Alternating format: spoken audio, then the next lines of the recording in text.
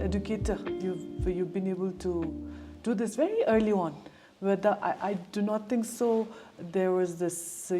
It was called as Awakening Circle, but you took it as something that was so pure and needed to be brought to children.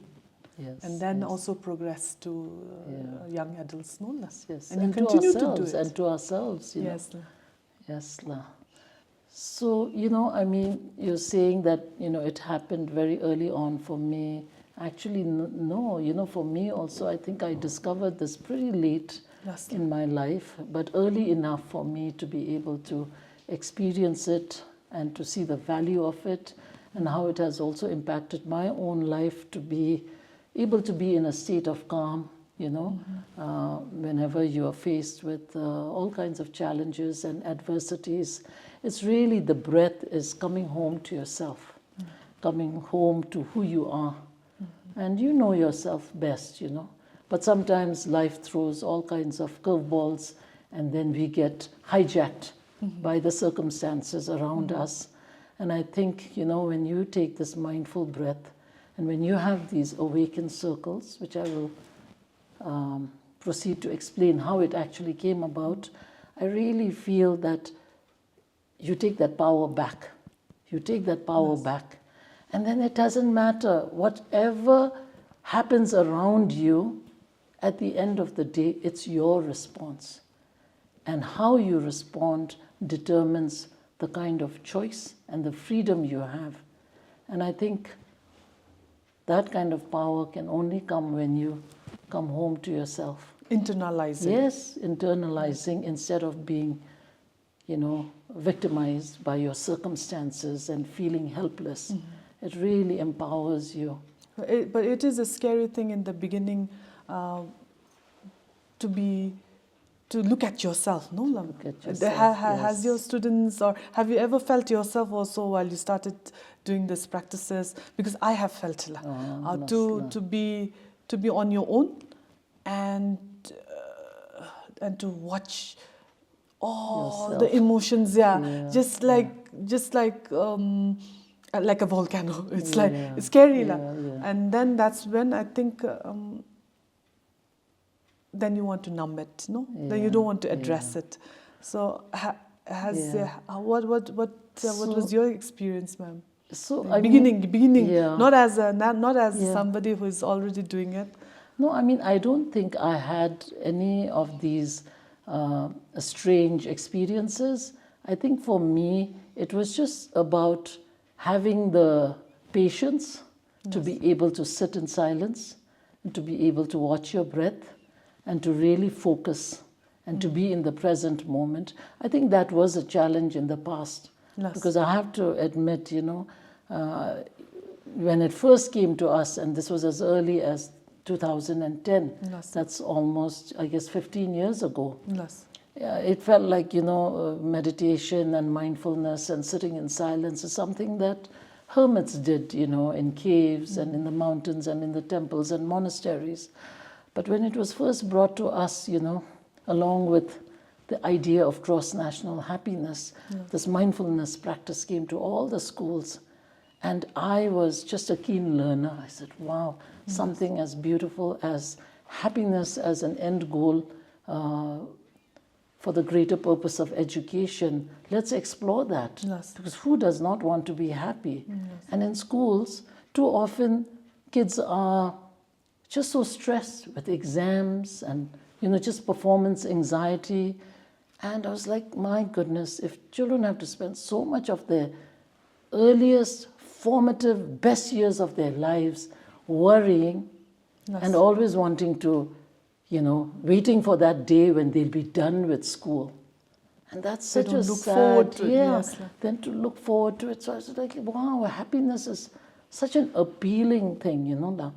So then I was a very eager learner about like, how do we educate for happiness and gross national happiness at that. And so I remember Lama Zhenfen coming all the way to Paro College of Education. And we were put through like 6 days of a crash course in educating for GNH. How are we going to do this, Yes. And so, like I said, I've always been an eager learner. Yes. So I was like the first one to sign up. And then when Lama Zhenfen came, and he was teaching us about the mindfulness posture, it was very, very rudimentary. It was very elementary. And he said, imagine that you have 2 eggs under your armpits. And so, the kind of posture you want to have is like, you don't want to be too tense that you might crack the eggs, but you don't want to be too relaxed that it'll drop and crack, Yes. And so, wow, what a fine balance to maintain. And so then, it really taught you about focus, attention, being alert, being conscious, being aware.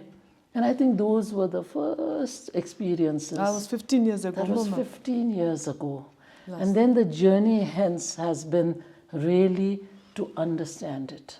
Not because educating for GNH said you have to meditate for 5 minutes, stay in silence. And you're wondering, what are these 5-year-olds and 10-year-olds going to be doing in silence if I myself don't even know what's going on in my head, know? So then, my teachers and I, we started exploring. We said, we cannot tell children to do something that we can't ourselves do. And we can't, expect them to be in silent mode and gain anything from it if we really don't know the why of it, the how of it. So basically understanding the science behind the art of meditation, So then I started actually doing my own little research. And I came across a neuroscientist who was also a medical doctor, who was also a professor. And he came up with this wonderful concept called brain brushing. Okay, brain brushing was actually meditating, but he called it brain brushing. Coined it, no? Yes, he coined it brain brushing. I was like, okay, what does brain brushing entail, right? So he brought it down to the level of a child. And he said, down to the level, that a child could understand. And he said, you know how we have to always brush our teeth every single day and night? And why do we do that? Nobody questions why. But very religiously, if you cared about your dental hygiene and your dental health, then you'll do it. You'll do it, right? Oh, I need to keep my teeth healthy. And so in the same way, he tried to explain that when you get into this silent mode and you're taking your breath and you're observing your breath, that is called brain brushing for brain hygiene.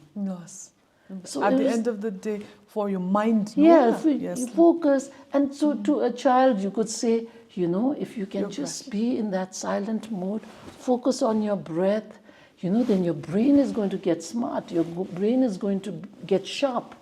And then you'll do well. So in our very limited understanding, that was the rationale for us. That you'll get smart. So be in that silent mode. So then kids were no longer like, winking at each other. Okay, till that bell rings, I have to be in the silent mode, but I don't know what I'm doing. So when we said, liken brain brushing to dental for hygiene, brain brushing for brain hygiene, just as you do teeth brushing for dental hygiene. So and that made so much sense to the kids. It made sense to us also. And then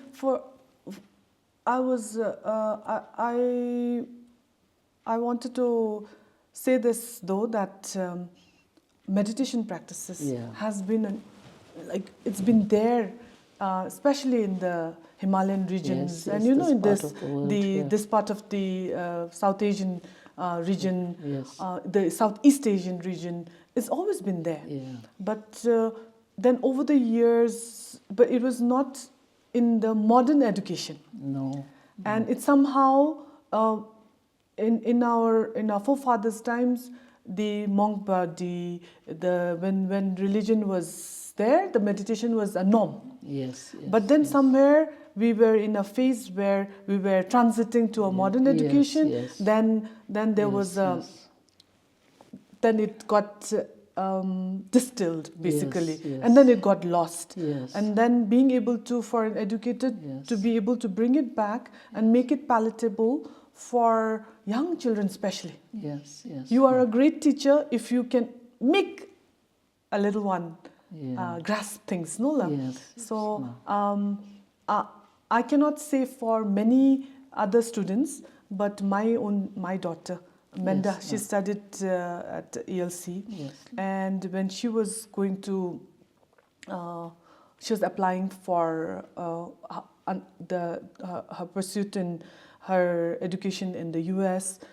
She had to write essays. And she wrote a beautiful essay, and which was revealing for me that she wrote on Awakening Circle.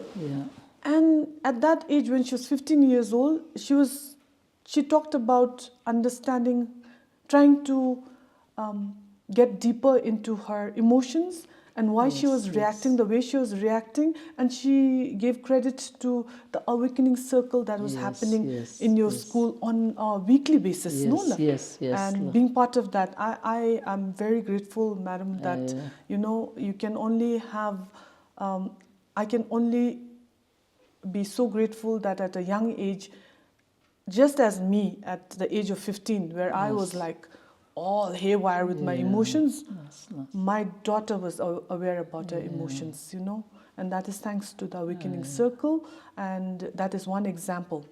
If you'd like to share any of the other examples with any transformative, so you can see the good ones, there's already there. But if this Awakening Circle, this meditation practices has helped anyone transform drastically. Oh, yes, we have seen so many. And of course, Menda, as young as she was, and even though we didn't really, at that point, the Awakened Circle was something that we did outside of school hours. In fact, it was after school hours, and whenever our students who lived in residence felt open to attending it, and we would actually have it opened to the larger community. So we have a mailing list, and so whenever we have the Awakened Circle, we would send out invitations. And so we would have, young people from within the community respond to the email. I would not even know who they were. And so they would come into our school space, and that would happen actually every Wednesday at 7 p.m. And it would go on for maybe a good 2 to 3 hours. So basically the format of it is that this was started somewhere in LA, in a small place called Santa Clara, and it was started by a gentleman by the name of Nipun Mehta, who's a real great inspiration in my life. And so he had started this Awakened Circle in his own home in Santa Clara. And his parents and his family, they would cook the whole day long. They didn't know how many people would show up, how many people would respond to the invitation, which happens, and people are all on the mailing list, right? If somebody joined this week, they would be added on the mailing list. So I believe they would have even to the tune of 50, 60 people per session, and sometimes even as many as 100. And just selfless service is just opening up the space. And that was amazing for me to even believe in a place like America. You were studying there, No, I wasn't there. I wasn't but you there. Read. But these are the people who started it. So this family, this one family, they started the Mehtas basically, And so they would cook the whole day long. And then all these people would just stream in. And then finally they would sit. So the format is basically to sit in silence in a circle for 1 hour. 1 hour of silence, followed by a reading. A reading that would be shared. And by the way, now I think the Awakened Circle is in about 100 centers or more around the world. At the time that we got on board, there were about 80 centers. So I'm sure it's well over 100 all over the world. That same reading would be read every Wednesday at 7 p.m. when the Awaken Circle would happen, whatever chapter in whatever part of the world. And in Bhutan, it was ELC and us hosting it in our own very small, humble way. You know, and it started at the Early Learning Center when ELC was just the primary school. And so in our little library, we didn't even have a proper, you know, infrastructure at that point. So a very nice, intimate, warm library space, you know, which was carpeted and everybody would sit in a circle. So basically, so how it happens is that you have an hour of silence followed by a reading, like I said, and that reading, at the end of the reading, there would be a talking piece, and then that talking piece would go around the circle, and people could just share what came up for them from that reading piece, okay, la? Or if that did not speak to you, then you could actually just share from your heart whatever comes up for you. And that would happen, right? And then at the end of the sharing circle, the family would offer a meal in gratitude. You know, just gratitude for the community. So it's just like pure trust. Selflessness also. Pure trust, pure community sense, and not at all transactional. Yes. And in a place like America, you know, to be serving food to strangers who then become friends and who become family, I thought like that is such a shift, a paradigm shift in how we look at the world. We are so transactional. It's always about what's in it for me. Yes, I scratch your back. What's in it for me, right? But rather the shift is, what can I offer? And you know, for a school that is aspiring to educate for gross national happiness and now well-being, oh my God, you know, that's the kind of shift we want to make in the way we think, in the way we show up in the world, in the way we serve selflessly. And you know, that comes from a deep understanding, the knowledge of enough. And there is a word, and that's called chokshe, the knowledge of enough. When you know that you are enough, you have enough, your then vessel there's nothing, is full. then your cup is overflowing. You don't have that scarcity mindset. You're full of abundance to give, you know, and to serve. And that might seem a little fuzzy-wuzzy, but you know, you stay on that course, and that is what gives you. I'm really grateful, ma'am, that you're sharing this kind of your own inspiration. Like, how did you bring Awakening Circle? And for an educator, I want to, for the viewers, I know how you are as a person, but let me just hoping that I will be able to draw this out from you, because there has to be somewhere in your own foundations, in your early childhood, why you are the way you are, and to be able to embrace things like you know, positive things, and then it's okay for a lot of people to feel inspired. There are a lot of us feel inspired, but to put it into application, not only for yourself, and to make the pie much more larger, that takes a lot of work, ma'am. And for your vessel to overflow, to be flowing yourself, you know, how do you keep that flow? And it has to come, I think, from your childhood, and there's something that there's a foundation, there's a strong foundation. Actually, if I were to, you know, I mean, how I came to be in this profession also was really by accident, I have to say. It was not by choice, it was by chance. But then what happened as I went on this path, then it became more by choice, that I continue to remain on this path. And I think, I mean, without delving too much into the past, it's just, I think, once I got on this path of being a teacher, being an educator, being a service provider, you could say, I think it was really the foundations of education that I got myself. And I feel very blessed. In those days, schools in Bhutan were few and far between. So, of course, you're much younger. By then, you had wonderful schools here. But in my time, many of us, we went to school in India. And so we studied under nuns, in a Catholic boarding school.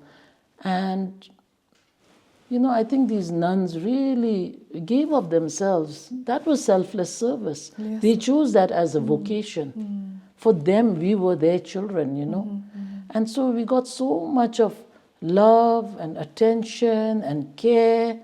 And of course, in those days, there was no such thing as no corporal punishment. We may have gotten a little spat here or there, but it really came from a space of love is how I and care, am led to believe, And I think, as we were on this path, just having been given so much, and also I'm grateful to my family. I'm grateful to Bhutanese government that actually sent us out to schools in India.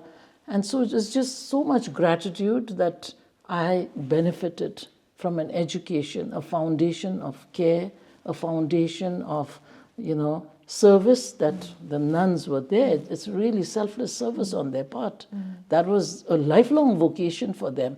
It was not just a temporary job, I'll try my hand at being a nun and then let's see where, It wasn't like that. They were there for life, And so I think, once I was on this path and I got a feeling of, a sense of fulfillment, I could say. I felt like, I can do this work.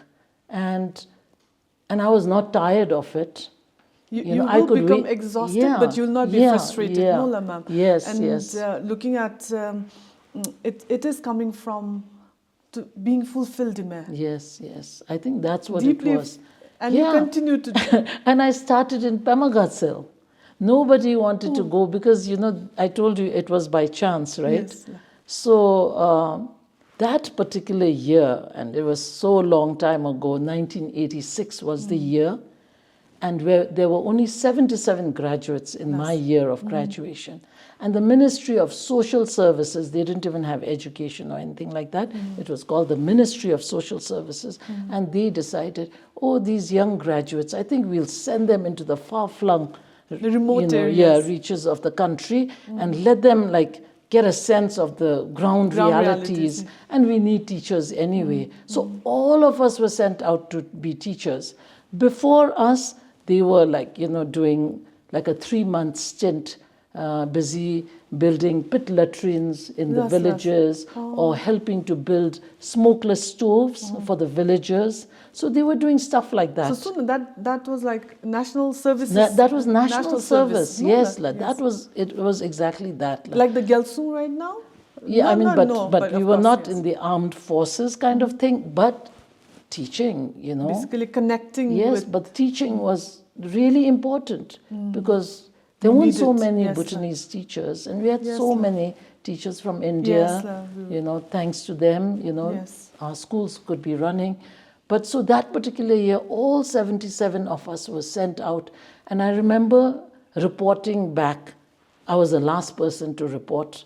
And all the others had taken their pick to say, I'll go here, I'll go there. They had their choices. And so I'm the last one, no choice, right? But I remember the then Director General saying, I guess you'll have to go to Pemagatsel, I said, wow, thank you, because that happened to be my home district. But, there were no motorable roads, there was no electricity, there was no indoor plumbing. Who would want to go there, right? But I was just so happy because I had gone away out of the country to study for so long. So for me, that was like a blessing, and I received it with so much joy, so much of excitement, young. idealistic, and to be a teacher for a whole year in my home district, you couldn't ask for more. So for 9 months or so, 10 months actually, from February through December, I even missed my orientation, Everybody has to do orientation. They didn't relieve me because the school had such an acute shortage of teachers that I was teaching like from PP to grade 8. Wow. And that was the whole school basically, the whole range of classes. Because, there would be teachers who would be on leave, absent, or just acute shortage. And, there's me, the brave one, the what you call it, the enthusiastic one, and I didn't have family, nothing. So, every time substitution bureau, whatever, I was there, Bundle of energy. The lowest on the totem pole, so they could just do with me what they wanted, and I was just ready for it, So it was like such a joyful, fulfilling experience, and just before that I was in New York, so I studied there for 6 years, then coming back, reconnecting with my roots, and then I remember the girls. Yes. The girls during the weekends and in the evening hours did nothing. They would just be like around their dorm, twiddling their thumbs. They did not play games, they did not play sports and all of that, And so I was so excited, enthusiastic. So I remember once going into the store and storeroom, and I saw so many basketballs.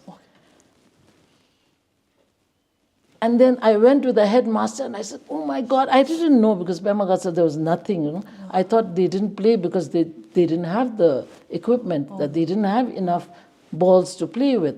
The boys were playing football, they were playing basketball, they were doing everything, but the girls had no activities whatsoever. And so I said, can I teach the girls basketball? And I remember asking the headmaster, I said, can I please take 2 balls so that I can do some girls basketball coaching? And mind you, I never played basketball, maybe a little bit, but I was never into, that kind of sports. But you spur. But I felt so ready. Spur. And the thing is, that basketball court was built on a steep slope. Because, Pemagatsel is a very hostile terrain, you don't have flat ground so much. So like there's a cliff, and the basketball court also, I remember, I think, one basket was already gone or something like that. And then there were potholes all over the court. And you know what the headmaster said? Oh no, Miss Deki, I cannot allow you, because if they play, then the ball will roll down the hill and the ball will be lost, and it will take all of 3 hours on a Sunday afternoon to go and retrieve it, Look further. And I said, oh sir, please, please, I promise we will make sure that the ball won't roll down the hill. And you know what I did? So the boys were like, oh, the girls are going to be playing, right? Okay. So I said, event. You don't get to watch the game, you have to do your part. And so like they were like standing around like a human shield, And I was like, you better be alert. Whenever the ball comes, they have to catch it. And my God, I remember, and the girls were, oh my God, like they were crazy. They were so rough also, But like, oh my God, ma'am. So it's stuff like that really, When I look at you right now, you're reliving it. Yeah. And then there is something about, when you're young, you have that energy and you're idealist. Well, ma'am, after 39 years, you're still, and this is where I get amazed with people who have that same level of enthusiasm, and you continue despite the challenges. To be a teacher is one, but then to invest. To be a lifelong one. To be a lifelong one and be an investor, and also wear the hat of being able to manage the school, first build the school. So this journey, everything, and you still be able to keep that joy in you. Yeah, so, Chimi, thank you so much for noticing that. But, really, it's not like, I'm sacrificing so much. You know, there have been moments when, you know, when things weren't going so well. Should I just throw in the towel? It's not that, you know. But then, you know, I think What ropes you back, Tila but ma'am? then you get Yes. addicted to it. Yes. So it's year on year, you know, it's like the next year, and then you give it a go, you give it a go. And, you know, even to this day I teach. I'm in the classroom, you know. Ila ma'am. So I think, you know, when you look at the Eightfold Noble Path, and I remember, you know, as a student of history or whatever, when you learn about, you know, people who have made a difference. I remember teaching history, and there's a chapter in social studies, grade 6 social studies book, and it says people who made a difference. And you have Guru Rinpoche, you have, you know, Pajo Dugum Shikpo, and then you have the Buddha. Shakyamuni Buddha. And you know, when you look at the Eightfold Noble Path, one of them is right livelihood. Oh, yes. And every day I thank my lucky stars that, you know, that I chanced upon this livelihood. You know, a livelihood that earns my keep, but at the same time, it's like, it is, you know, a noble profession. If you can serve it as such and see it as such, it is the noble sector. And not everybody is lucky or fortunate to be able to be in this line of work, is how I think. And so it's really about a shift. Sometimes, you know, there have been times when people say, or when your colleagues say, oh, teaching is a thankless job. You know, you can never do right. You know, you can never be appreciated for how much you do. And so it's a thankless task. But it's really the shift is when you can make a difference in somebody's life. So people who made a difference, right? Yes. I feel like when you are in this line of work, It sustains you for then you your have life, the your opportunity. Fuel. You know, and I have a young friend who always says, whenever I say thank you to him, he always says, thank you for the opportunity to serve. So actually, service is an opportunity if you can see it as such and not as, you know, an encumbrance or, you know, an obligation. But if you see it as an opportunity, wow, you know, then every day I just say, I'm just so blessed to be in the right livelihood, you know. Really, ma'am. Like when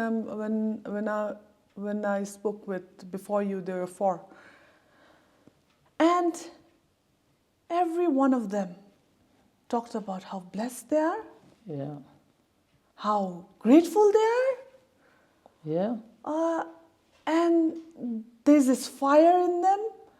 And then they talked about luck. yeah. They don't attribute it to themselves. You know, it's like all of you. Yeah.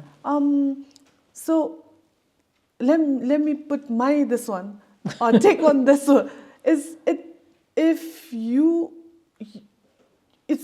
really about the right view. Yeah, yeah, and that's another one. That's yes, the other yes, one in yes. the great Shakyamuni Buddha has also right view. So whatever the world is going through, if your view is of you keep on feeling blessed and really truly feel and you are grateful and you feel lucky and whatever your circumstances, you see it as a learning opportunity. Yes. The most difficult challenges, you see it actually as an adventure. I guess it becomes enriching more. It is. I think I've come, you know, to a point in my life where I'm really content. You know, and I think it comes from this understanding, like you said, you know. Right now we are in the space of well-being. And I think well-being, so what we say at our school, you know, is like if you feel well, you will do well. And everybody comes with the aspiration to do well. But we never take care of our feelings. We never take care of our emotions. And so now I feel the wisdom behind emotional intelligence is that first let's take care of our emotions. And it will be a natural extension of doing well comes from feeling well. And so we actually have really prioritized well-being at our school to the point that it has been integrated into our weekly timetable.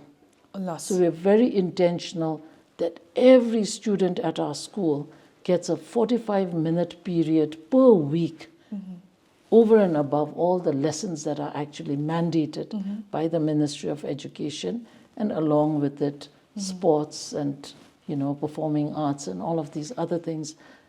We really prioritize well-being because we feel that is really the point from which all the other subjects can be learned, because if you can take care of your well-being, you'll know exactly how to show up for your math class, for your English class, for your science class. So if you can learn to be able to be in the present moment, Yes. that's focus there, that's attention. Yes. And if you can give yourself that, and to every subject that you have to study, then you're really in that right state of mind to be able to achieve whatever it is that you're aspiring for. But this is like a lot of the programs that you'll have to you have inbuilt it in your school for your students. It has to be a very long-term commitment, so. It's a lifetime commitment because we want the kids to take away these tools in their toolbox. So when my 10th grade students graduate from ELC, they graduate and they succeed in their Big C exams. That's not the be-all and end-all. We don't pat ourselves on our backs when our children succeed on the exams. We are saying we have so much more to offer you. And it's the life skills, the life skills of how you can navigate through the wave of emotions that are going to, that you can feel on any given day, the circumstances that you could be beset with. You don't know what life will throw at you, but you know how to respond because you have learned the tools of well-being. Let us get to those tools. Okay. So that it is also in our cyberspace. Yes. Okay. I think it's all out there in cyberspace. Yes, I heard that you've done a huge recordings of the well-being programs. And we look forward to that eagerly, and I think it would be needed more so as the years go on, the way it is going, the well-being is going to be. It has to be paid attention to. So now we have determined that well-being is a non-negotiable. So you can have math as a core course that you have to pass. You have English, you have Dzongkha, and all the other sciences and all the other subjects. But for us at ELC, we are convinced that well-being is a non-negotiable now. Because really, truly, you may excel in a certain subject, academically get high scores, and you may do well in life in a very conventional sense, getting a very high-paid job or prestigious job as a job. But at the end of the all, if you do not take care of relationships, and that comes from first understanding. That's the key. That's the key word. You just then what mentioned. is the point? So Harvard University, they've done the longest running research, and that's on. The question is, what is the secret to a long, healthy, and happy life? And so they did a longitudinal study that is like 87 years, and it's still ongoing. And you know what the answer is? The quality of your life depends on the quality of the relationships you cultivate. And so, at ELC, it's not about your good grades. It's not about you getting ahead of your classmates or anybody else for that matter. But really, when you have been given this chance to live in community with young people like yourself who come from different families, maybe different backgrounds, different parts of the country, and if you're an international school, from all cultures of the world. And if you can be able to cultivate a truly meaningful relationship with them, and you can learn to understand each other, then what we're saying is that, wherever you go in life, no matter how much money you make, how much fame you might achieve, how much success you might have, I think, to know that you also are in community and you have the people that you love and care about, you still maintain those relationships. So for us, in this dog-eat-dog world, it's like we have no time for our families, our aging parents. Why? Because I have a busy life, I have a busy job, I have so many things to tend to. And then to what purpose at the end? If you cannot still maintain the relationships that have got you to where you have come to, Yes, so like now it's really important for me. A lot of my family members always say, my own cousins and my aunts and uncles and nieces and nephews, if there's a family gathering or something, oh Ma'am Deki, and they'll refer to me as Ma'am Deki. Oh, Ma'am Deki will be too busy. I feel that's an insult to me now. Oh.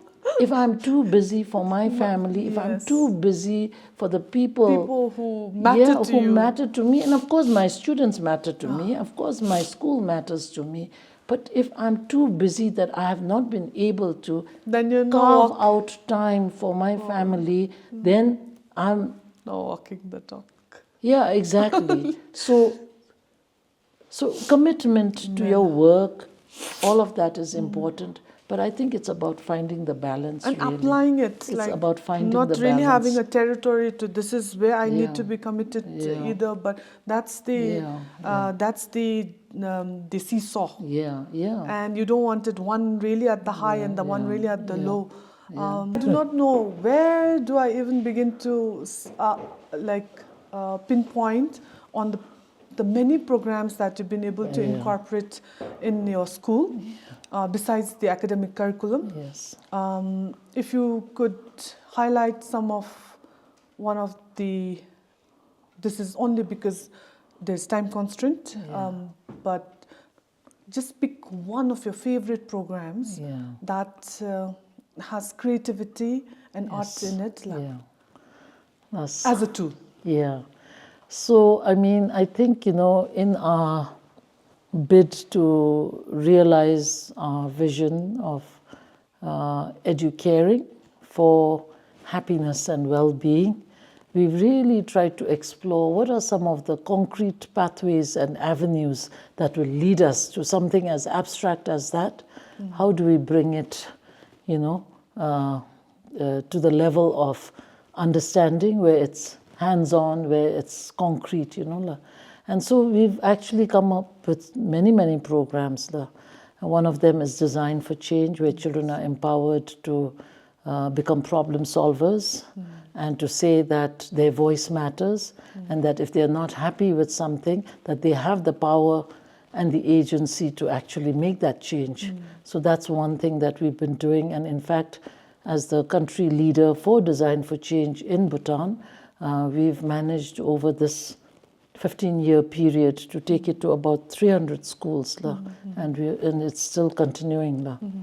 And then we've also, of course, I think, especially in relation to art, and I really do believe that even though I've never considered myself artistic in any sense of the term, because I feel like, because I can't draw to save my life, that I don't know anything about art. But really, when you think about it, art is what makes us come alive. And I think I've learned that very early on in life, and especially as a student myself. If I can just share one incident, I remember back in school, we used to go on something called nature rambling. It's like just going out in nature. And we would collect leaves and flowers, and you do all this pressing of flowers and all. But I remember this art teacher, she made us collect leaves, and I think it was a combination of a science class, and we were learning about the different veins of a leaf, So some have something called reticulate venation, which is like, it's like branching out. Yes, on the And then leaves, some yes. have like parallel venation. And because it was done through art, what we did, we were very young, I remember, I think like 5 or 6, class 5 or 6. And we would take these leaves back to the class. We would put plain paper over it, and then it was called leaf rubbing. It was so early on, and so exciting and so magical when the veins would, appear, and in like multitude of colors, you could use whatever. And I really felt like that was so, that's what was so engaging, that I could even remember. And when did I take biology? This reticulate venation just came up the other day when I was talking to a bio teacher, and parallel venation. So when you, combine activities like that are hands-on, and that are pretty and that you can remember, then, you can also, like, it helps you to remember these things. So I remember that. And so I feel, and this was very early on, when ELC was still in the primary wing, and we had very young children. And, sometimes children don't want to come to school. And it was so important that children enjoyed school. So I remember, as part of, like, what kind of changes can we bring? And understanding the theory of multiple intelligences, that children have different forms of intelligences. In fact, there are at least 8 or more intelligences than just your academic or cognitive intelligence. And everybody brings different gifts to the table. And yet our, report cards only look at the academic aspect. So what we did was, we carved out every Wednesday from grades PP to 6, because we only had up to 6 in the primary wing when we were still the early learning center. And on that day, kids would come in their tracksuit. They would not bring their school bags. And they still don't, by the way. We have continued this practice even at the high school from PP to 6, because they don't have such a, the syllabus is, the courses are limited. Not as many as 7th and up. So PP to 6, they have that, and they look forward to their Wednesdays. And so what we have is like 4 stations. So we have the performing arts, we have the visual arts, and we had something called literacy development, and of course HPE, or health and physical education, which the children can never get enough of, because they enjoy that. But the performing arts, kids could go up on stage, they could dabble in singing, dance, music, theater, all kinds of, where they could actually enjoy performing. Expression, no? Yes, a channel for, yes. a platform and a channel for expression. A kid would maybe tremble in front of a teacher because they would not know their tables. But you put them on a stage, and if it is like something that is innate to them, an innate talent, it's amazing. I would shiver on stage, but this kid who may not be doing so well in studies is suddenly owning that stage. And then in visual arts, we would dabble in painting, drawing, origami, and then later on, as we started doing design for change, we were also being more mindful about being climate conscious, and not polluting the environment, looking at waste management. So we would repurpose plastic waste to make, do the cushion project. So we would wash all the plastic waste and, shred them into pieces and make them cushion fillings. And which we use, and we would sell at our carnival, So that's what would happen in the visual arts department. And then literacy development was something that I started, and I used to lead that in the early years. And, when you had readers, students who were not so good at decoding words and were not able to read so well, we started doing karaoke. I cannot imagine how excited I was. So we would have, so karaoke is like the words are coming slowly, there's musical accompaniment, Oh, that and I it's didn't like know you're that. reading slowly. Oh my God. And you know what, They enjoyed. the song that I chose it was called Love is Easy by a little known band, a British boy band called McFly. Oh. It was such a catchy, upbeat tune that I was enjoying myself. Then the kids were dancing, and so they were reading in a fun way, and they never felt like I'm a slow reader. There's music, there's rhythm, there's movement, and then there's the words. So the literacy development was something that you could bring reading to life and make reading fun. And they would do so that the same children will not dread ever, because No, it's they such an important tool to be Yeah. to encourage reading. Yes. But we do have children who have Yes, difficulty. yes, they do, But yeah. it doesn't mean that they are limited in any way. No. But just it has to be made enabling, and you've been able to bring Yeah. it through such creativity. Yeah, oh my God, you will not believe it. And you know, in the Early Learning Center campus, we didn't even have proper infrastructure. We would use our library space, you know, on the curtain that would, you know, divide two rooms, you know, my office and the library, and then we would project, you know, the karaoke thing on the screen, and the kids would just love it. And my goodness, you know, your own inner child comes alive also.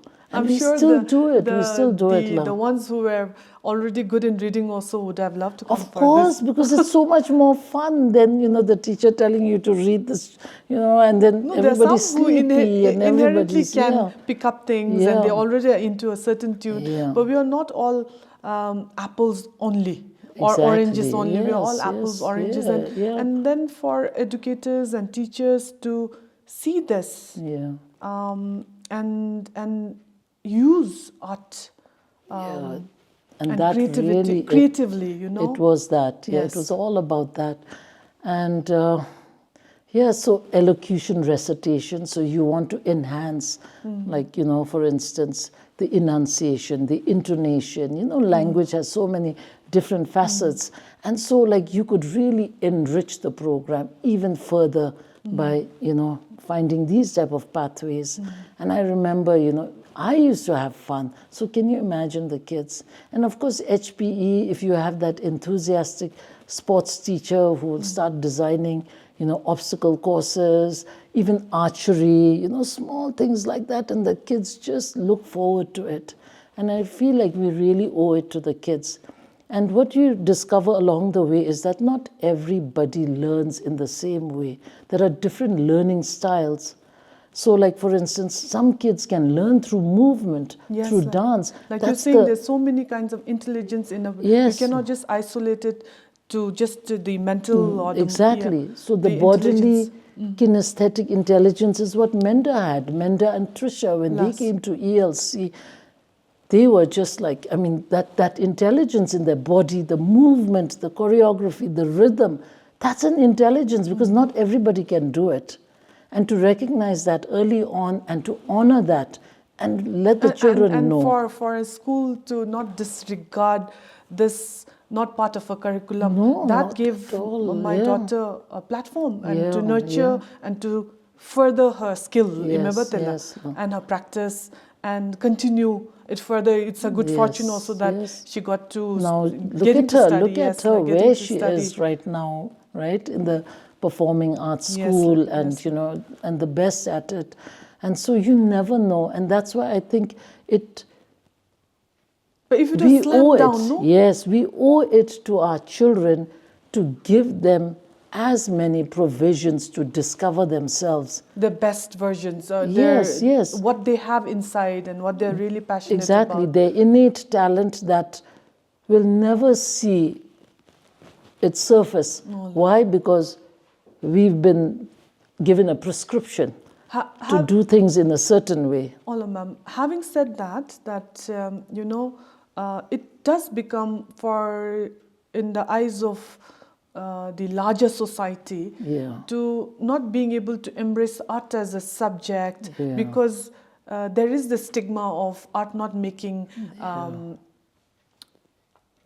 a sustainable living, Yeah. because it's associated with that negative. But it never was. Yeah. But it's for me, art has always been not something. It's not a grocery item. Yeah. It's not a grocery Yeah. item. Yeah. But it is so important in life Yeah. to navigate through life. Yeah.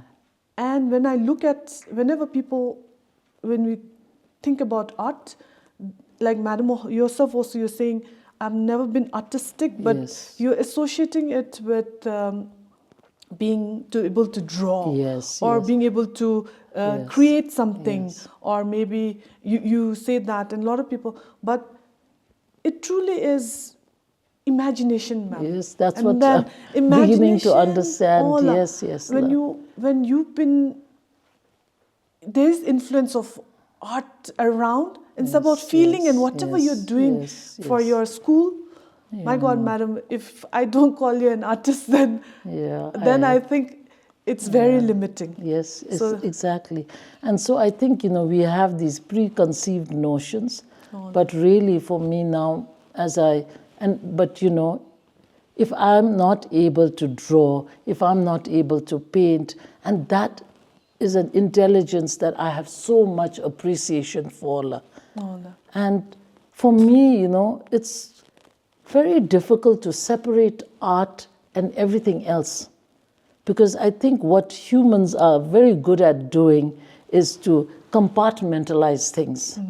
Like to say, different disciplines. This is this art stream, this is the science stream, this is the commerce stream. It's all man-made, right?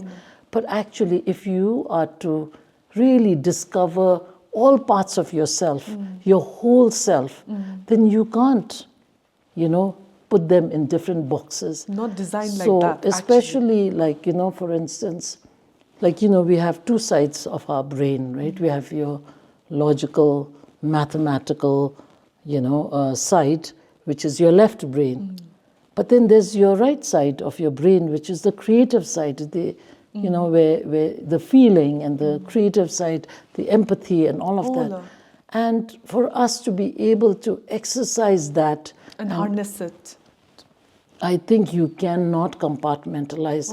So I find it very difficult. Like, let's say, even when I'm talking about the performing arts and the visual arts, even that, it's just us putting them in little boxes, but there's so many overlaps. Yes, it's everything is actually, we are designed, I don't know who designed us anyway, but I think it was never meant to be territorial.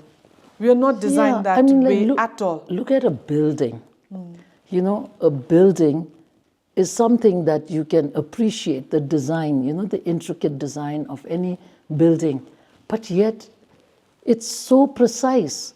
You need to use mathematics to be able to build a building. And yet, when you just look at it from the outside, you admire the artistic, the creativity of it, and the functionality and all of that. So, at the end, it's just us humans who try to, box things, create barriers. And I think that is how it is with the world. How, the wars that we have, the scarcity mindset of, always wanting to amass territories or amass wealth. And I think if we can only understand the greater shared humanity that we need to preserve, then I think all of these barriers should fall down. There's no art, there's no science, there's no commerce. It's one gentleman who's actually, I don't know if you've heard of him, Rahul Bose. Oh, yes. He's actually a movie actor, producer. He also has a foundation. And he came, and he's actually also the brand ambassador of Design for Change India. So he came to our school. He came to our school one time, and as a Design for Change partner. And what he says is that, it's not only about exercising one side of your brain, but both sides and all sides of your heart. So beautifully he put it, you know. Oh, So that's what Design for Change is, you know. Yes. It's nurturing your heart. And when your heart is in the right place, that intelligent brain that you have You'll be can able do to pick it. wonders. Yes. But if there It is will no work for you. heart, It but will if work for there you is at the no best. heart, Well. then you never know how dangerous that mind can be. So really, so I feel like what we've tried to do with our vision of caring, first of all, and when we say caring, it's not about just caring for the self, caring for others, but also caring for nature and the greater planet that we live in. And so I think our learning must not only be, I think it's so limited when we only think about getting good grades, number one, then making a success of our education so that we can get that, you know, plum job, and then we are able to, you know, get the next promotion. And so, you know, there's never an end to the desires that we have. But at the end, if you just can understand that you're enough, your heart is in the right place, you want wellness and well-being for others just like you want it, that others also desire it. And when you have that understanding, I think there's so much on this planet that we don't have to fight for. I think that is the great understanding of the abundance, the knowledge of enough. And you know, as Buddha himself discovered so many years ago, you know, all the suffering and pain comes from desire. But if you know that you have enough, if you know that you are enough, And you're functioning from the inner being. yes, exactly. If you function from the yeah. inner being, there is, when we talk about heart, it's actually the innate good nature, Yes, the yes. kindness and compassion. Yeah. If you flourish from there, if you Yeah. operate from there, the the small pie need not be shared, but it can only grow larger and larger, and then exactly. the vast mentality. There's enough for Yes. everybody. There's enough for everybody. So I think for me as a school leader, as a teacher, as a mother, as a daughter, whatever, I feel like where I draw my inspiration is just the sheer abundance. Yes. Being born in a country as small as it is, never been colonized, you know, we still enjoy our sovereignty, and then to have this gift of a vision that is so noble, you know, this gift of happiness and well-being, I think that has been my North Star all along. Yes. And I cannot imagine how many, you know, inspiring people I have been able to cross paths with, on whose shoulders I've been able to stand. And ELC is not a big school, you know, it hasn't, you know, done amazing stuff. But I think, you know, in the everyday living and learning environment that we have created, a culture of community, I feel there is a sense of enoughness. And I think there lies our well-being and our wellness. And if our cup is full, then we can, you know, really ripple out that kind of wellness to the world at large and beyond ourselves, you know. And I think that has really given me the kind of peace and contentment that I think is not easy to achieve, you know. When you talk about peace and contentment, ma'am, I know this is getting further from our, but off the camera, we were talking about how programs have, foundations have found you, international foundations have found you. And I was thinking, it is because your how do you say this aura about you being open and receptive, and I think the very cliche way of saying it, the universe will actually bring it to you. It conspires, so really. I believe that. I really believe that to be true. When there's no grasping, when there's no that scarcity, oh, I must go and meet that person, I must, you know, it's so much of energy that you have to exert to be able to grasp. But like when you just let go, when you just try to be and be sincere, and hopefully you feel like you're doing the right thing, if your intentions are pure, if your intentions are clear, and you feel that you're able to connect with your children, then I feel you're on the right track, Yes.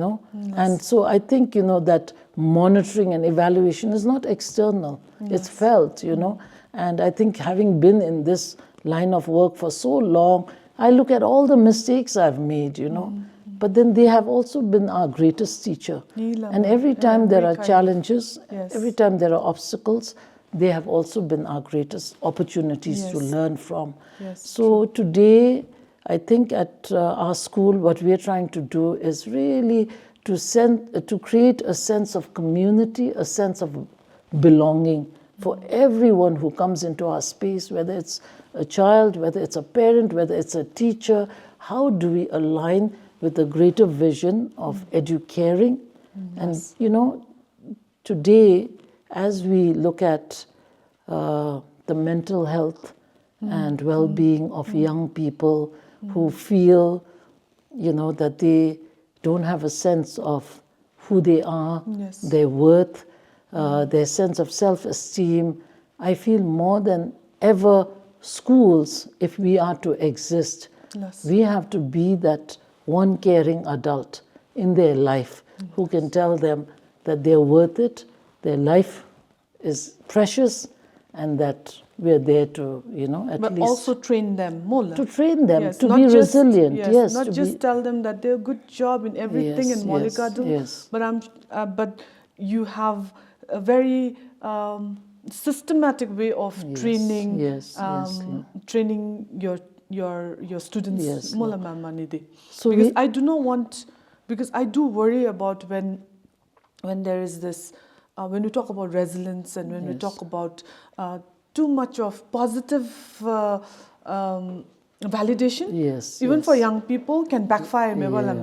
So with that positive validation, then I know that in your school at least there is a lot of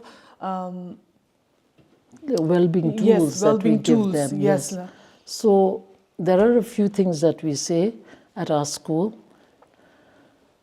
When we have our well-being lessons, we always start with a mindful moment, to be in the present moment. Like kids, they've just come out of a math class, or they've just had maybe an English test, or maybe they didn't do so well, in their science class.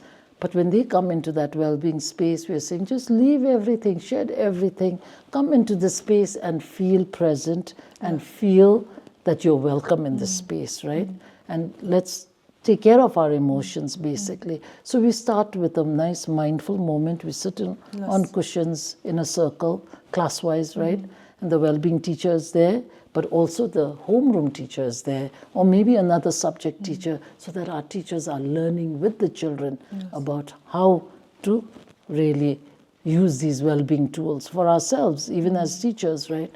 So when we do that, we are saying, what we say is we name our emotions. So we do an emotions check-in. How am I feeling right now? We have a talking piece, and then that talking piece goes around. And we say, what is your inner weather? So what is your inner weather? Just like the weather patterns keep changing from moment to moment, that's how emotions also come and go. So but we are saying right here and right now, what is your inner weather? So the child will say, oh, I feel nice and sunny. And what is the emotion behind it? I feel valued. I feel tender. Or I feel optimistic. Or I feel warm-hearted. So they're able to name. We're saying, name it to tame it. If you don't even know what you're feeling, how are you going to take care of it? Being aware. Yes. And we say, feel it to heal it. Again, feel the grief. If you... Did you coin all this? No, I didn't. No, these are the lessons. These are the lessons. Feel it to heal it. Name it to tame it. Feel it to heal it. Wow. So let's say you're feeling grief.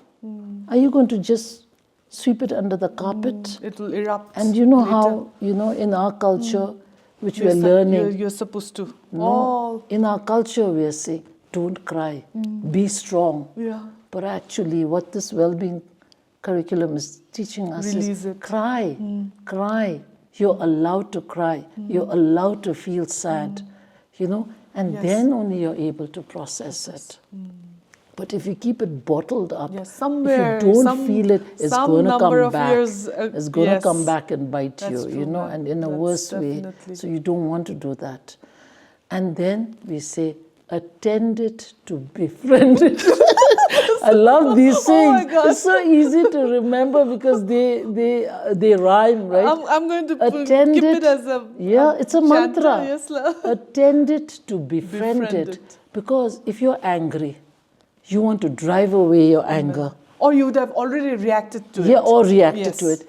If you try to push away anger, but I want to cling to happiness, I want to cling to joy, all the pleasant emotions I want to keep with me. But all the negative or unpleasant emotions, I want to push it away. But actually, even anger is there to tell you something, is there to teach you something. So embrace it, make it your friend, but it will never stay forever. It will go away.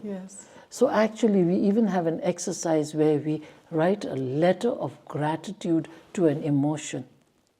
So you don't only thank for happiness. You only don't say you're grateful for, you know, for joy or peace or whatever, you know, but you're saying, thank you, anger, because you taught me to feel that and to, you know, and to nurture and do something about it, because that anger means there's something beneath it. So we have to recognize our emotions. But first is to recognize it, to have that awareness. So now I'll give you another tool. It's called RAIN. So the acronym is RAIN, okay? So R is recognize the emotion, like we're saying attend it. A is allow. Allow it to be with you. So instead of, like we're saying, drive it away. The next don't one numb is... it. Don't numb it. No numbing it. Next is investigate it. Where is it coming from? What is it here to tell me? Investigate it. So recognize it, allow it, and investigate it. And the last thing is when you know where it's coming from, nurture it like you nurture the baby. N for nurture. Nurture that emotion like a baby. So when a baby cries, what does a mother do? A mother tries to pacify it. Maybe it's hungry. Maybe it needs a change of diaper. You act something. But you don't throw the baby out of the window because he's crying. So emotions are really there to tell us something. But they're temporary in nature. They come and they go. The consequences, the negative consequences usually happens when you're not aware of those emotions. And then you have acted on those emotions negatively again, having even realized. And then that spiral negativity goes on and on and on. No? And you were saying earlier, sometimes when we are too positive with children, we are only like mollycoddling them. We're not teaching them how to be resilient. Actually, we are teaching them resilience, because what we say is all emotions are welcome, but all behaviors are not. That sounds good. So like, let's say we are doing an there will be a consequence. So we are doing an emotions check-in in our well-being class, for instance, right? So I start, you know, after the mindful moment, I can say like, oh, I feel really sunny because I feel so connected with all of you, if that's what I'm feeling, right? And then I pass the thing to the next one. And if a kid has come, maybe didn't have a very good math class, maybe the teacher gave him a good firing, didn't do his homework, I feel angry right now, you know, I feel frustrated or something. So, you know, everybody's sharing their emotions around the circle, the talking piece comes back to me, right? So my response is, all emotions are welcome. And I name all the emotions, whether you're feeling disappointed, whether you're feeling frustrated, whether you're feeling happy, sunny, warm, tender, whatever, you name it all. They're all welcome. But we have to remember, all behaviors are not. So I'm angry. Do I have the right to go and punch somebody? Do I have the right to say the mean thing or call somebody by a hurtful name just because I'm angry? No. So that is the distinction we have to make. So recognize why you're angry, investigate it, allow it, then nurture it, and that anger will go away, and you'll do what you need to do. Yes. So that is the emotional science of emotional intelligence that if we give to our children, now, in an AI-driven world, I'm not sure schools have so much to offer. All the content, knowledge is on the internet. They can learn, and they are better at navigating through social media and the screen technology. They're better at it than us old-fangled teachers. But the well-being part of it is always going to be human. But that is where we feel, if you go through our school, you may have succeeded on your Big C exams, but we would like to give you a box full of tools that will help you to navigate through life.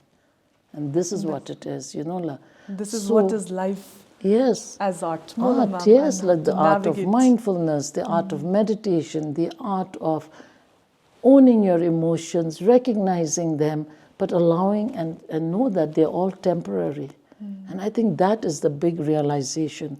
So if I can just tell you what those 4 pillars of well-being, this is a curriculum that came out of Yale University. Scientists, positive psychologists have actually done the research, and they've come up with this, and only to find out that what science is telling us is what this part of the world was already always there, And you as an educator, you've been trying to bridge that, the age-old, the precious knowledge and wisdom that we hold. That we've always had. Yes, and then to make it palatable and bridge it and bring it to our children, to bring it to their level of understanding. And so, so the 4 pillars of well-being, which so appealed to us because we are already on that path of aspiring for happiness. Yes. Happiness for our children, happiness for ourselves. And so the first one is mindfulness, which was already there in Educating for GNH.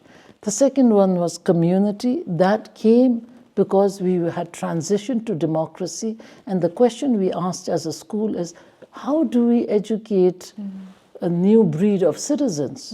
And so that's how our citizenship program was born. That's how we started, partnering with local civil society organizations like VAS, like Bhutan Kidney Foundation, Cancer Society, RSPCA, Jangsa Animal Savings Trust, Chitin Pende, Najan Lamten, Bhutan Cancer Society. We have partnered with all of them. And where was I now? The four pillars of well-being. So the second one is community. So this was community. We were already doing it. So that's why the 4 pillars of well-being just aligned so well with whatever space we were in already. The third one is self-curiosity. This was a new one for us as Bhutanese, We are not looking inward. We don't know who we are sometimes.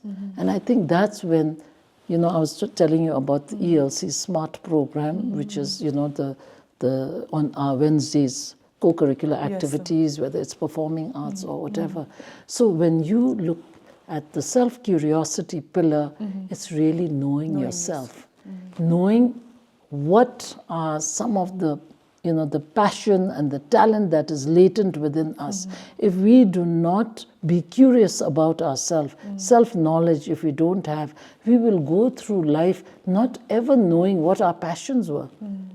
And what we are capable of. Yes, and that is why we try to give quite a well-rounded, curriculum, whether it's co-curricular or curricular, so that children can find their element, their true element. So self-curiosity is really self-knowledge. To be able to, self-curiosity is the pillar of self-realization. So mindfulness is the pillar of self-awareness. And community is the pillar of selfless service. Selfless service. Yes. And the last one is called contentment and balance. Contentment and balance. Balance. And see, this is where, life is like this. You have your ups, you have your downs. Ebb and flow. And so are you going to be like so happy when things are good and down in the dumps when things are bad? Again, so happy when things... But you know that you have to maintain a steady balance, knowing that life is like that. So when you have that wisdom of what we call equanimity, that whether it's good or whether it's bad, you welcome them all. So contentment and balance is the pillar of self-acceptance and an unconditional acceptance of all of life's experiences. Death, sickness, success, fortune, whatever. You are not going to be like, thrown here and there, like on an ocean. Why? Because you know already that life is like that. So why do you have to? Yes, if there is death in your family, you grieve because that is the emotion you're feeling. But it is not the end of the world. Life still goes on. And we learn to move forward. To move. Yes. But it doesn't mean, being indifferent. Yeah, you cannot be that. Yes. So sit with your grief. Cry the tears. Allow it. Yes, allow it. Yes. You got it. Investigate it and then nurture it. Be gentle on yourself. Yes. Be self-compassionate. I think Bhutanese, we are so compassionate towards others, but sometimes when it comes to ourselves, we are self-deprecating. We don't give ourselves enough. So we're always saying, and our well-being teacher, always used to say, be gentle with yourself. Be gentle. Oh, God, you're going like that. Be gentle with yourself. And that's such a calming advice that you can really, embrace and say, yeah, I ought to be gentle with myself. I don't need to be so hard on myself. This will also come. This will also go. And that's the ultimate wisdom of impermanence that we all know, La. So, yeah, these are the tools there, La. Name it to tame it, feel it to heal it, attend it to befriend it, reign, recognize, allow, investigate, nurture. Nurture like a baby. I could go on with this conversation, madam, but it's like, I will come to ELC again. Please come, not as a parent, but with this newfound curiosity and with so many things that I've known you personally for many years, but at the same time to know, to deep dive into this core elements and your passionate belief in well-being and how you are navigating your own life and making your life fulfilling. I am so grateful. Thank you very much for being on Life as Art Talk series. It's been wonderful, ma'am. Thank you so much, Chimi. It's really like coming home. You're a parent of ELC.